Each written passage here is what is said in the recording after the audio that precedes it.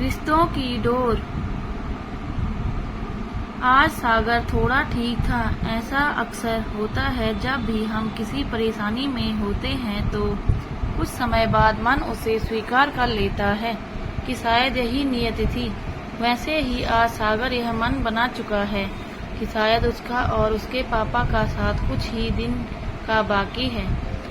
ऐसे में उसे ही घर की जिम्मेदारी संभालनी है। उसे इस बात से बहुत आस बंधी थी कि उसके हर सुख दुख में शालिनी उसके साथ खड़ी है। इधर शालिनी जब घर पहुंचती है तो वह पहले से भी ज्यादा दुखी होती है। एक तरफ सागर के साथ इतना लंबा रिलेशनशिप और दूसरी ओर अपना भविष्य कुछ समझ नहीं आ रहा था। तभी शालिनी की माँ सुशीला जी उसके कमरे में आती है। सुशीला, बेटी, मैं तेरे भविष्य को लेकर बहुत चिंतित हूँ, इसीलिए तुझे बार बार सागर से दूर रहने के लिए कह रही हूँ। आज सागर पर परेशानी चल रही है वह बात अलग है, लेकिन प्रैक्टिकली होकर सोच, ऐसे हारे हुए आदमी से तुझे क्या सुख मिलेगा। दूसरों की भलाई के चक्कर में तू अपना जीवन तो बर्बाद नहीं कर सकती। शालिनी, लेकिन माँ यह तो सोचो, अगर यह सब मेरे साथ हुआ होता तो क्या होता। सुशीला, बेटी तू बहुत सीधी है। अगर यह सब तेरे साथ हुआ होता तो सागर तुझे कभी का छोड़कर भाग गया होता, क्योंकि तू एक लड़की है, तुझे वो इमोशनल कर देता है। यह सुनकर शालिनी सोच में पड़ जाती है। उसे रात भर नींद नहीं आती। सुबह उठकर वह एक फैसला करती है। इधर सागर अगले दिन ऑफिस जाने के लिए तैयार होता है। तभी उसके पापा उसके पास आते हैं। प्रशांत जी, बेटा, तेरी मम्मी अभी किचन में है। मुझे लगता है कि तू कल से बहुत परेशान है। क्या बात है? सागर, नहीं पापा, ऐसी कोई बात नहीं है, बस ऑफिस में काम ज्यादा था, उसी की टेंशन है। प्रशांत जी, बेटा, मेरी बीमारी को लेकर तो कोई बात नहीं है जो तू छुपा रहा है। सागर, नहीं पापा, ऐसा कुछ भी नहीं है। अब मैं चलता हूँ, बहुत देर हो रही है। सागर ऑफिस पहुँच जाता है। वह बहुत कोशिश करता है काम करने की, लेकिन उसका मन काम में नहीं लग रहा था। सागर, क्या मैंने पापा से झूठ बोलकर सही किया? तभी शालिनी का फोन आ जाता है। शालिनी, सागर, मुझे तुमसे कुछ जरूरी बात करनी है अभी।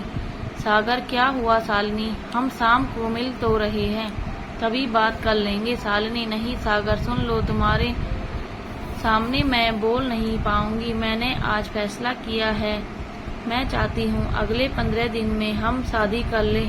सागर, ये तुम क्या कह रही हो? शालिनी, सागर प्लीज पहले पूरी बात सुन लो। या तो हम अगले 15 दिन में शादी कर लें, या फिर मैं प्रमोशन लेकर 3 साल के लिए कनाडा चली जाऊं। यही 2 रास्ते हैं मेरे सामने। अब मैं अपना करियर और रिलेशन दोनों को लटका कर नहीं रख सकती। सागर, शालिनी, तुम मुझे छोड़कर जाने की बात सोच भी कैसे सकती हो? शालिनी, सागर, मुझे भी अपने बारे में सोचने का हक है या नहीं? या मैं अकेले केवल इंतजार में अपना सब कुछ दांव पर लगाकर बैठी रहूं? सागर, शालिनी, मुझे कुछ टाइम दो, मैं सब ठीक कर दूंगा। इस समय पापा की बीमारी के अलावा मुझे कुछ दिखाई नहीं दे रहा। शालिनी, मैं भी तो यही चाहती हूँ कि तुम्हारे पापा अपने सामने अपने बेटे की शादी देख लें। तुम आज ही उनसे बात कर लो, 2 दिन का समय है तुम्हारे पास। यह कहकर शालिनी ने फोन कट कर दिया। सागर मन में शालिनी कितनी स्वार्थी हो गई है, इसे केवल अपनी शादी, अपने करियर की पड़ी है। मेरे हालात के बारे में तो वह सोच ही नहीं रही। चली जाए जहाँ जाना है। सागर कुछ देर अपनी चेयर पर बैठकर सोचता रहा। सागर, लेकिन मैं शालिनी के बिना जिंदगी की कल्पना भी नहीं कर सकता। मुझे उससे बात करके उसे समझाना चाहिए। सागर शाम को बात करने के लिए शालिनी को बुलाता है। शालिनी, देखो सागर, मैं तुम्हारे हालात जानती हूँ, लेकिन मैं अब और इंतजार नहीं कर सकती। सागर, शालिनी, तुम्हें मेरे पापा की बीमारी नहीं दिखाई दे रही? एक बार सब सेटल हो जाए कि फिर शादी भी कर लेंगे। शालिनी, नहीं सागर, तुम्हारे पास 2 दिन है। अगले सप्ताह मेरा कनाडा का ट्रांसफर है। मुझे बता देना। यह कहकर शालिनी उठकर चली गई। सागर निराश होकर घर आ गया। उसे कुछ समझ नहीं आ रहा था क्या करे, किससे बात करें। अगले दिन सागर शालिनी को फोन करता है, लेकिन शालिनी फोन नहीं उठाती। शालिनी घर पर अपनी माँ से बात करती है। शालिनी माँ, मैंने ठीक तो किया ना, मुझे बहुत बुरा लग रहा है।